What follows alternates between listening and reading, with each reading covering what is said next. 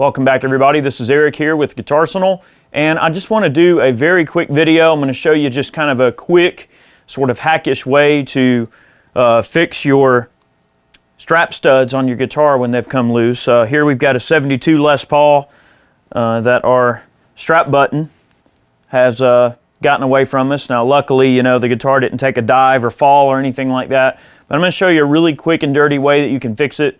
And we'll talk about a few of the ways you can fix it, and I'll show you basically what I do when I run into this problem. Let's get after it. It's pretty dang simple. Let's do it. So basically what happens here, guys, is the screw sometimes can get wallowed out from just constantly being tightened and loosened, or if you're kind of rough on the strap button, sometimes it'll just pull the threads out of the wood, you know, that you've created with the wood screw, and it'll just simply fall out. This is a mahogany body Les Paul. So there's a couple of different ways you can do it. You can drill it out bigger and you can set in a piece of oak dowel, which I wouldn't recommend drilling holes in a vintage guitar, okay? So we're going to employ the old toothpick method, and basically all you really do is you're just going to fill the holes in with toothpicks, all right? And what we're going to do basically is just, the way I like to do is just sort of break one off.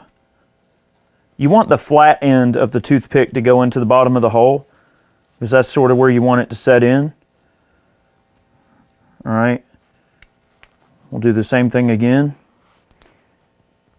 All right, and that's going to provide maybe just a little bit more resistance. That's fine. Just that to go in.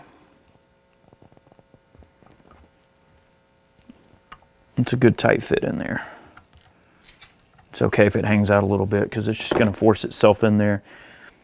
And then do two flat ones in the bottom, the flat part of the toothpick.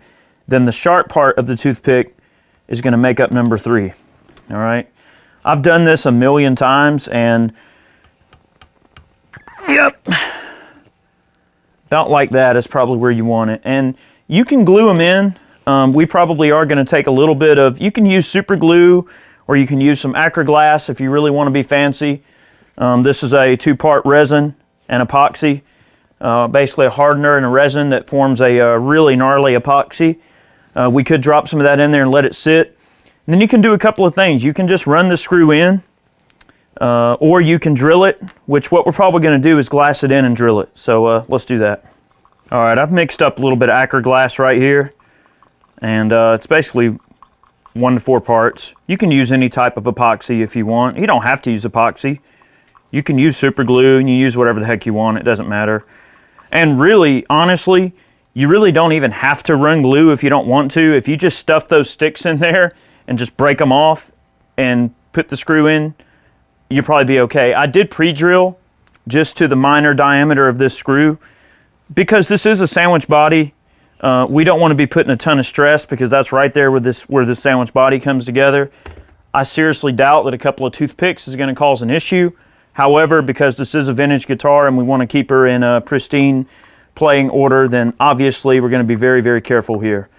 So just mixing up a little bit of this glass. So now what we'll do, real simple, is we'll just take got this guy here already prepared.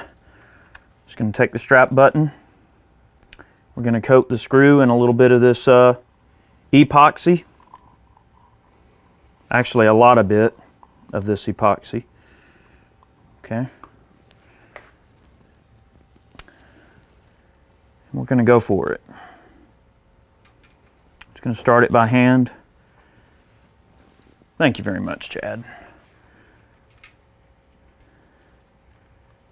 Going to get a little bit of that off. It doesn't take much of this stuff, and we're just going to drive her home here. And this thing will probably hold literally forever. Okay. Oh, it's a nice tight fit. Sort of finding its way. Okay. All right. In a future video, guys, what we'll do is I'm going to show you a really cheap way to make yourself some strap locks so that you don't have to worry about anything popping off. You know, a lot of these Les Pauls, Make dang sure we don't have any of this epoxy on the body of our beautiful gold top here. A lot of these vintage guitars, people don't want to drill them out and put strap locks on them. So what I'll do in the future videos, I'll show you guys how to make yourself some cheap and effective strap locks for like $2. And it's a way that you can lock your strap on. Especially with Gibson guitars, they tend to be a little, sometimes like especially on an SG, they can be a little bit headstock heavy because of the light bodies, and they will fly right off the dang strap buttons if you're not careful. The cool thing about this type of repair that I just made is by using the toothpicks. Let's say you're a guitar tech and your rock star boss or whatever has his strap button come loose. This is something I could fix in 5 minutes, and he could go right back out on stage and be ready to go again. Okay, this is ready to use right now. Okay, no problem. Obviously that glass will harden up a bit, but for the most part, she's good to go. So guys, stay tuned for a future video, and we'll do a few more little guitar hacks. We've got a lot of cool things like that we can show you if you guys are interested. So let us know. Guys, remember we post every Monday and every Friday here on Guitarsenal. Make sure that you tune in, check us out.